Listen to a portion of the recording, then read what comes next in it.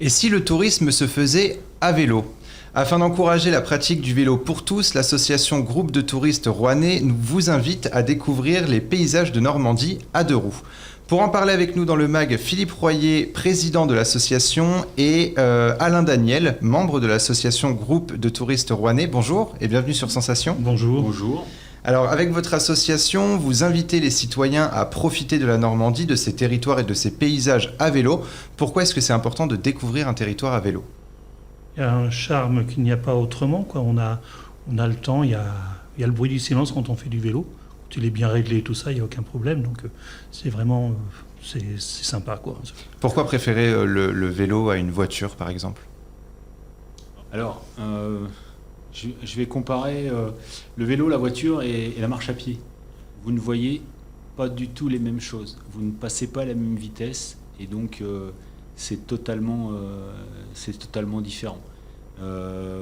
L'avantage aussi de la voiture, du vélo, pardon, vous avez les odeurs, vous avez le vent, vous avez un certain nombre de choses qui sont quand même très agréables lorsque il fait beau.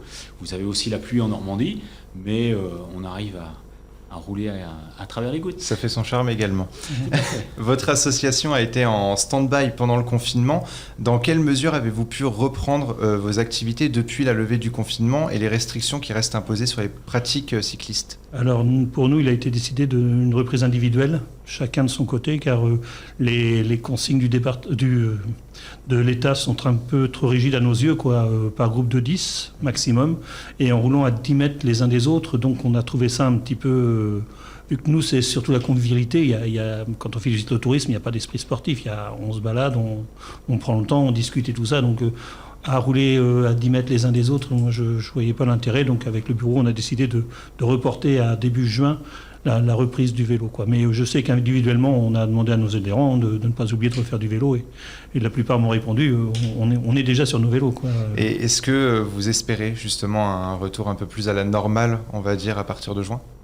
Oui, parce que, enfin, pour moi, c'est un manque, quoi. C'est un manque, nos dimanches et nos mercredis. C'est vraiment un beau moment de partage. Et là, on espère... mais on va repartir plus ou moins à zéro en faisant... vu qu'on n'est pas des sportifs, mais on démarre par un peu de kilomètres en début d'année, et puis on évolue avec le temps, on démarre par des sorties de 40 km pour finir aux alentours de 150 km au mois d'août sur la journée.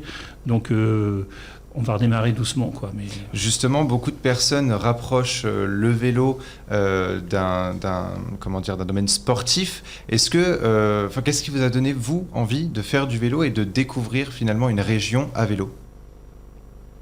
Pour moi, quand j'ai découvert le cyclotourisme, je ne voyais le vélo que par le cycliste, la tête dans le guidon, entre guillemets.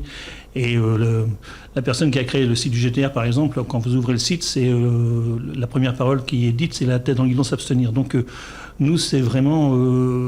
j'ai eu la chance d'arriver dans un club de cyclotourisme, je ne connaissais pas le cyclotourisme, j'avais peur de ne pas suivre, et ça a été, tiens, t'as vu l'écureuil, t'as entendu l'oiseau, là, et tout ça. Donc c'est vraiment autrement, quoi. On n'entend pas que le bruit du vent quand on roule. Donc et en Normandie, on a la chance d'avoir la mer à 50 km, et puis on a plein de rivières, Non, c'est beaucoup de verdure. Et pour vous? Alors, pour moi, dans le cyclotourisme, ça rime avec effectivement convivialité. On part ensemble, on revient ensemble. Il n'y a pas d'esprit de compétition. Donc souvent, avec le cyclisme, tout le monde se voit le matin au moment du départ et il se revoit que la semaine suivante au moment du départ. Donc nous, c'est pas du tout ça. Il y a un problème mécanique, il y a des soucis sur la route, tout le monde attend et on part ensemble, on rentre ensemble.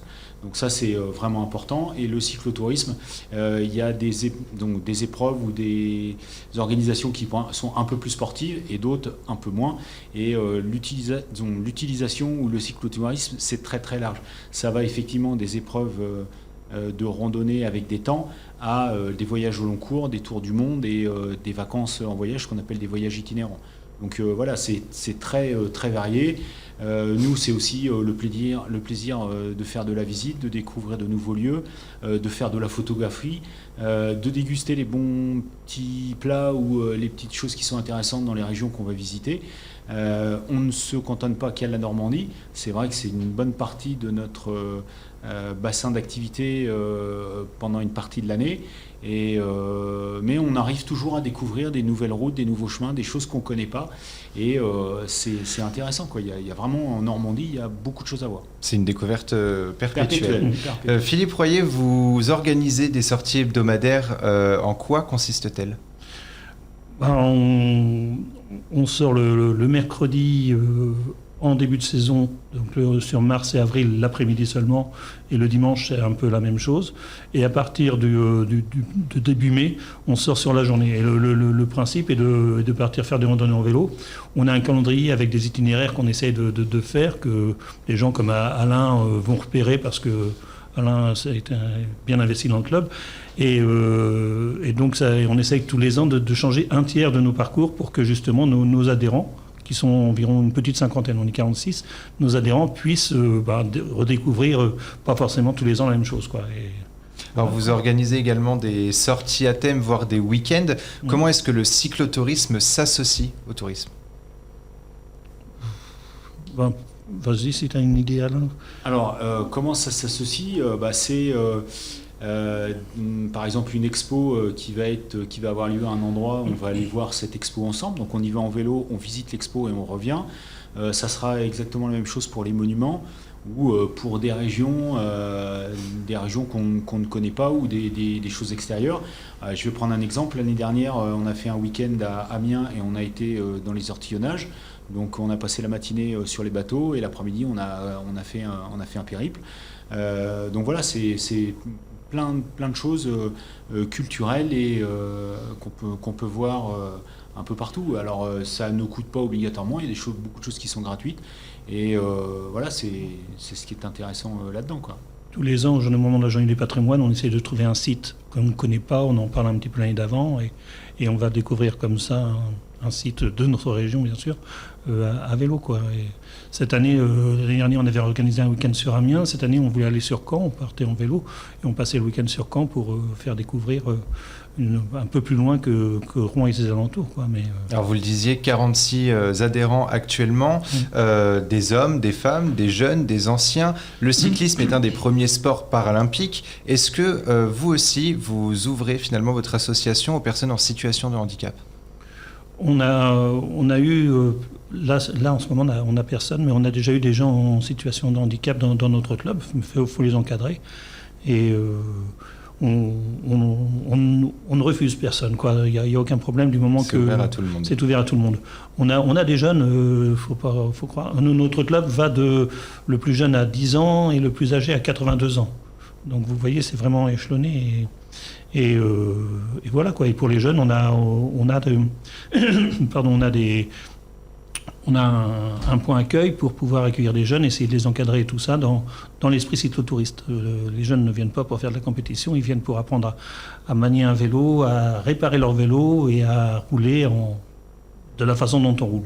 Alors quand on vous écoute, on a cette idée de lenteur, de prendre son temps face à la nature, face à la découverte. Est-ce que une manière de prendre son temps, c'est aussi une manière de mieux apprécier la nature ? Oui, il n'y a pas photo. Moi, on voit plein de choses que si on passait vite, on ne les verrait pas, quoi. C'est ça qui vous a attiré par rapport à la marche, parce que finalement, c'est aussi des choses qui rapprochent de la nature. Qu'est-ce qui vous a plus plu dans le vélo que la marche, par exemple ? J'aime pas la marche à pied. au moins, c'est très très simple. Et quelles seraient quelles sont les zones que vous aimez particulièrement explorer à vélo ? La Seine-Maritime, je dirais le long de la vallée de la Seine, elle est magnifique et je dirais que le département, la métropole et tout ça commence vraiment à bien l'aménager pour les cyclistes, quoi, pour les cyclos. Et tous les coins sont sympas, quoi. Vous avez aussi la forêt de la Londe, vous avez toutes ces petites vallées qui se trouvent sur le bord de mer. Donc avec de la Béthune, de la Varenne, quand vous allez sur Veules-les-Roses, la forêt des Vies, voilà, il y a vraiment, avec avec des reliefs et des paysages totalement différents entre le pays de Bray, le pays de Caux. Si on veut se rapprocher de la nature, on pourra y aller à vélo. Ouais. Merci beaucoup Philippe Royer et Alain Daniel d'avoir été avec nous dans le MAG. Et pour revoir ou réécouter cette émission, rendez-vous sur notre site et application Radio Sensation.